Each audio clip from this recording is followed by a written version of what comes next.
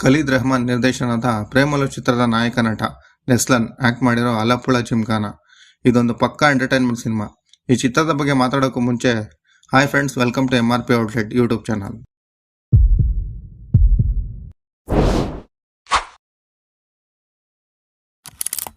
ಅಲಪ್ಪುಳ ಜಿಮ್ಖಾನ ಈ ಚಿತ್ರದ ಪಾಸಿಟಿವ್ ಏನು ನೆಗೆಟಿವ್ ಏನು ಅಂತ ಈಗ ತಿಳ್ಕೊಳ್ಳೋಣ. ಈ ಚಿತ್ರದ ಕತೆ ಏನಂದರೆ, +2ನಲ್ಲಿ ಫೇಲ್ ಆದ ಫ್ರೆಂಡ್ಸ್ ಗ್ಯಾಂಗ್ ಒಂದು ಸ್ಪೋರ್ಟ್ಸ್ ಕೋಟಾ ಮುಖಾಂತರನಾದರೂ ಅಡ್ಮಿಷನ್ ಆಗ್ಬೋದು ಅಂತ ಯೋಚನೆ ಮಾಡಿ ಬಾಕ್ಸಿಂಗ್ಗೆ ಜಾಯ್ನ್ ಆಗೋಣ ಅಂತ ಅಂದ್ಕೊಳ್ತಾರೆ. ಅಂದುಕೊಂಡ ಹಾಗೆ ಜಾಯ್ನ್ ಆಗ್ತಾರೆ.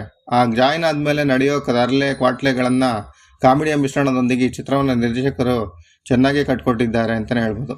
ಈ ಚಿತ್ರದಲ್ಲಿ ಪ್ರೇಮಲು ಚಿತ್ರ ನಾಯಕ ನೆಸ್ಲನ್ ಮಾತ್ರ ಹೀರೋ ಅಲ್ಲ, ಆ ಗ್ಯಾಂಗ್ನ ಪ್ರತಿಯೊಬ್ಬ ಪಾತ್ರಧಾರಿಯೂ ಸಹ ಹೀರೋಗಳೇ. ಅಷ್ಟು ಚೆನ್ನಾಗಿ ಪ್ರೇಕ್ಷಕರನ್ನು ನಗಿಸಿದ್ದಾರೆ, ಜೊತೆಗೆ ನಟಿಸಿದ್ದಾರೆ ಅಂತಲೇ ಹೇಳ್ಬೋದು. ಅವರಿಗೆ ಕೊಟ್ಟ ಪಾತ್ರವನ್ನು ಅಚ್ಚುಕಟ್ಟಾಗಿ ಎಲ್ಲರೂ ನಿರ್ವಹಿಸಿದ್ದಾರೆ. ಇವರು ಬಾಕ್ಸಿಂಗ್ಗೆ ಸೇರಿಕೊಂಡ ಮೇಲೆ ಏನಾಗುತ್ತೆ, ಅವರಿಗೆ ಅಡ್ಮಿಷನ್ ಆಗುತ್ತಾ, ಇವರ ಗ್ಯಾಂಗ್ನಲ್ಲಿ ಯಾರ್ಯಾರಿಗೆ ಅಡ್ಮಿಷನ್ ಆಗುತ್ತೆ, ಯಾರ್ಯಾರಿಗೆ ಅಡ್ಮಿಷನ್ ಆಗಲ್ಲ ಅಂತ, ಹಾಗೂ ಇವರ ಗ್ಯಾಂಗ್ ಬಾಕ್ಸಿಂಗ್ನಲ್ಲಿ ಗೆದ್ರ ಸೋತ್ರ, ಇದನ್ನೆಲ್ಲ ನೀವು ಆ ಚಿತ್ರದಲ್ಲೇ ನೋಡಿ ತಿಳ್ಕೊಳ್ಳಿ. ಈ ಚಿತ್ರ ಒಂದೊಳ್ಳೆ ಎಂಟರ್ಟೈನ್ಮೆಂಟ್ ಪ್ಯಾಕೇಜ್ ಇರೋ ಚಿತ್ರ. ಹಾಗೆ ಈ ಚಿತ್ರದ ಸ್ಕ್ರೀನ್ ಪ್ಲೇ ಸಿಂಪಲ್ ಆದ್ರೂ ನಿಮ್ಮನ್ನು ಕೊನೆ ತನಕ ಹಿಡಿದಿಟ್ಕೊಳ್ಳುತ್ತೆ.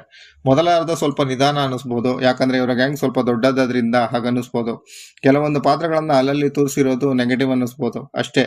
ಇದೆಲ್ಲ ಈ ಚಿತ್ರಕ್ಕೆ ಬೇಕಾ ಬೇಡವಾ ಅಂತ ಯೋಚಿಸ್ತಾ ಕೂತ್ಕೊಂಡ್ರೆ ನಿಮಗೆ ಸಿನಿಮಾ ನೆಗೆಟಿವ್ ಆಗಿ ಅನಿಸುತ್ತೆ. ಅದನ್ನು ಸೈಡ್ಗಿಟ್ಟು ಈ ಸಿನಿಮಾನ ನೋಡಿ, ಪಕ್ಕಾ ಇಷ್ಟ ಆಗುತ್ತೆ. ಈ ಚಿತ್ರದ ಬಜೆಟ್ 12 ಕೋಟಿ, ಆದರೆ ಬಾಕ್ಸ್ ಆಫೀಸ್ನಲ್ಲಿ ಗಳಿಸಿರೋದು 70 ಕೋಟಿಗಿಂತ ಜಾಸ್ತಿನೇ ಆಗಿದೆ. ಈಗ ನಿಮಗೆ ಗೊತ್ತಾಗಿರುತ್ತೆ ಈ ಚಿತ್ರ ಹೇಗಿದೆ ಅಂತ.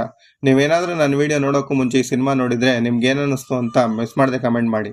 ಹಾಗೆ ಈ ಚಿತ್ರ ಸೋನಿ ಲೈವ್ನಲ್ಲಿ ನಮ್ಮ ಭಾಷೆಯಲ್ಲಿ ಸ್ಟ್ರೀಮ್ ಆಗ್ತಿದೆ ಅಂತ ಹೇಳ್ತಾ, ನಮ್ಮ ಚಾನಲ್ ಸಬ್ಸ್ಕ್ರೈಬ್ ಮಾಡದೇ ಇದ್ದರೆ ಸಬ್ಸ್ಕ್ರೈಬ್ ಮಾಡಿ, ಸಪೋರ್ಟ್ ಮಾಡಿ. Thank you for watching.